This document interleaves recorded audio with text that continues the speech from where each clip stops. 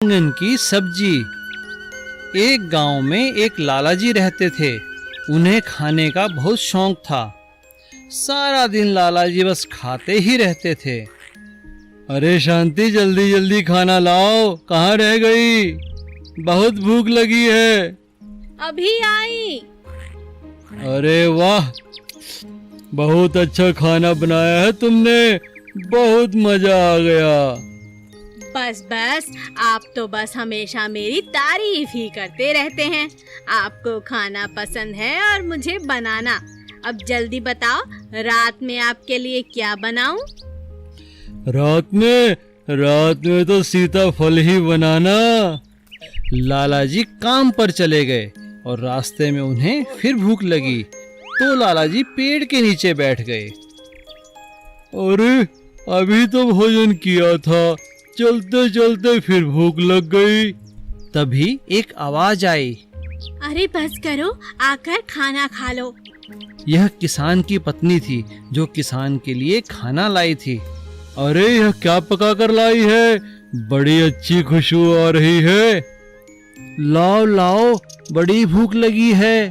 तभी किसान की पत्नी ने लाला जी को देखा और कहा, लाला जी नमस्ते, ये लीजिए, आप भी खाएं। ये बैंगन की सब्जी है।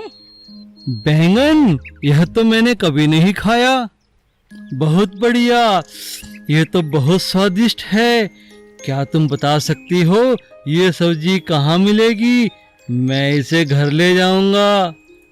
तब किसान ने अपने खेत से 2 बैंगन तोड़कर लाला जी को दिए। शाम को लाला जी ने अपनी पत्नी से किसान की पत्नी के बने बैंगन की खूब तारीफ की। अच्छा, बस भी करो, मैं अभी बढ़िया सी सब्जी बनाती हूँ। सेठ इंतजार करने लगा और पत्नी बैंगन पकाने लगी। अरे वाह, ये सब्जी का रंग तो बहुत अच्छा लग रहा है। चक्कर देखती हूँ। वाह, स्वादिष्ट। वह स्वादिष्ट था। अभी पत्नी ने चखा ही था और उसे खाने का दिल किया। उसने झट से पूरा बैंगन खा लिया। फिर वो खाना लेकर लाला जी के पास पहुंची। अरे यह क्या? यह तो सिर्फ एक ही बैंगन है, दूसरा कहाँ है? जी, वो चखते हुए एक बैंगन का तो पता ही नहीं चला, मैंने खा लिया। क्या कहा? बैंगन खा लिया? यह क्या किया तुमने? आखिर तुमने पूरा बैंगन खाया कैसे? पत्नी ने तुरंत बैंगन उठाया और खा गई। ऐसे। रामपुर गांव में किरण नाम की एक औरत रहती थी। उसका गांव में एक ढाबा था। वो अपने ढाबे में बहुत ही स्वादिष्ट खाना बनाया करती थी। लेकिन उसके ढाबे की जो सबसे अच्छी चीज थी वो थी एग पास्ता, जो रामपुर और आसपास के गांव वाले वहां खाने आया करते थे और उसकी बहुत ही तारीफ करते थे। भाई वाह, मजा आ गया एग पास्ता खाकर। उसी गांव में चिंटू नाम का एक आदमी रहता था।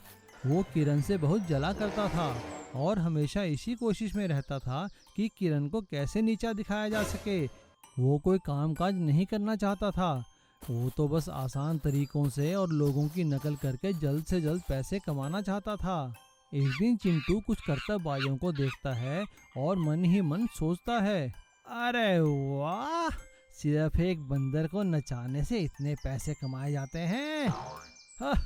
आज इनका पीछा करता हूँ और इनका बंदर ही चुरा लूंगा। चिंटू पूरा दिन उन करतबबाजों का पीछा करता है और चुपके से उनके बंदर को नींद की गोली खिलाकर चोरी कर लेता है। चिंटू उन करतबबाजों के बंदर को ले जाकर एक पिंजरे में बंद कर देता है और खुद पास्ता खाने किरण के ढाबे पर चला जाता है। जब वो किरण के ढाबे पर पास्ता खा रहा था तो वहाँ भीड़ और आगे खाली जगह देखकर उसे एक आइडिया आया। उसने किरण से कहा, किरण बहन जी, वो बात ये है कि मैंने ना अभी अभी करतबबाजी का धंधा खोला है।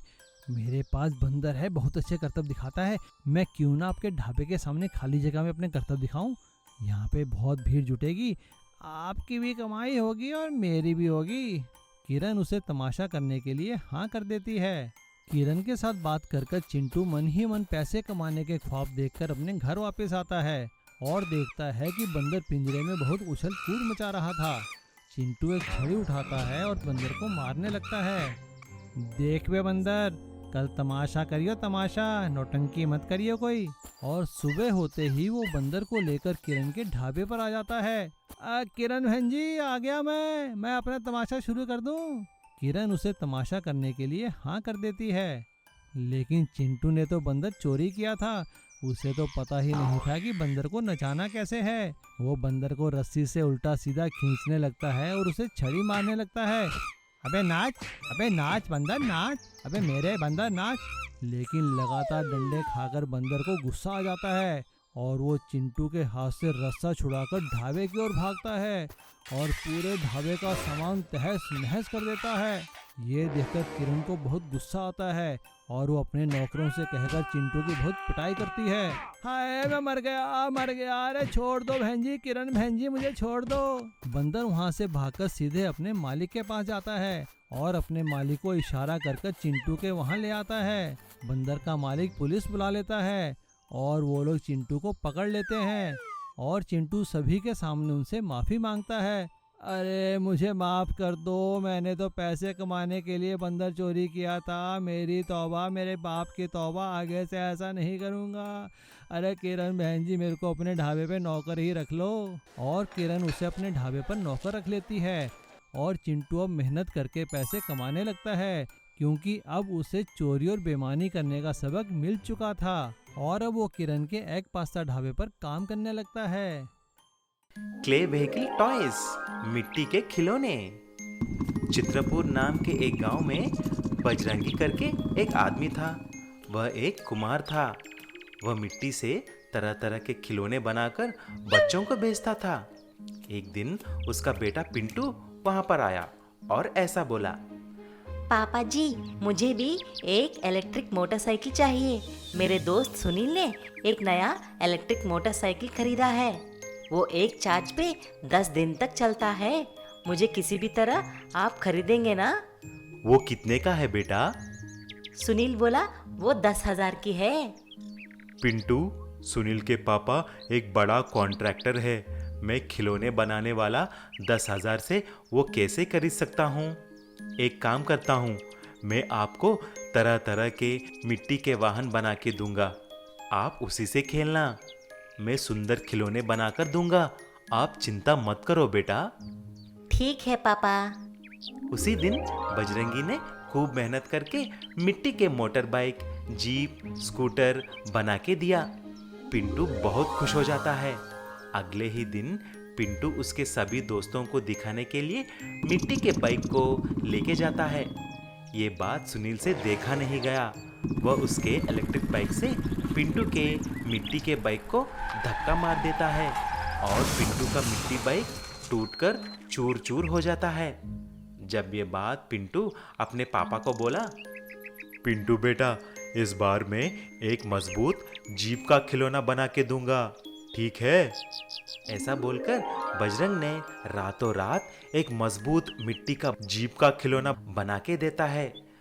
जब पिंटू उस जीप को सुनील के पास लेके गया, सुनील फिर से उसके बाइक से जीप को टकराने के लिए देखता है। ऐसा वह तेजी से आकर पिंटू के जीप को मारता है, लेकिन इस बार सुनील का बाइक टूटकर नीचे गिर जाती है। फिर सुनील रोते रोते उसके पापा के पास जाते हैं। पापा जी, पिंटू करके मेरा एक दोस्त ने उसकी जीप से तेजी से आकर मेरे बाइक को धक्का देके तोड़ दिया है। आप जल्दी कुछ कीजिए ना। ऐसा झूठ बोलता है। तभी सुनील के पापा विशाल एक जेसीबी को लेके पिंटू और बजरंग के घर के पास जाकर सारे खिलौने और उसके घर को भी तोड़ देता है।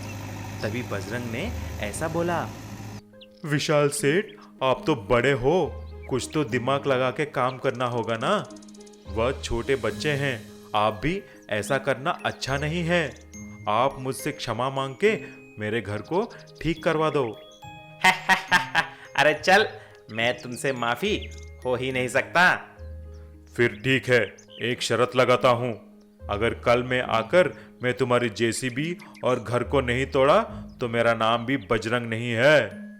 ऐसा अगले ही दिन एक बड़ा सा मजबूत मिट्टी का जेसीबी बनाकर बजरंग विशाल के घर पहुंच जाता है और एक ही झटके में विशाल का स्टील जेसीबी को तोड़ देता है।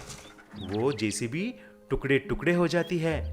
फिर विशाल दौड़ता हुआ आकर सबके सामने बजरंग से माफी मांगता है और बजरंग को एक नया घर भी बना के दे देता है। तब से बजरंग और पिंटू खुशी से नए घर में रहने लगे। लेकिन बजरंग तरह तरह के मिट्टी के खिलौने बनाना नहीं छोड़ा। मुर्गी के अंडे की सब्जी। प्रबल नाम का एक किसान था।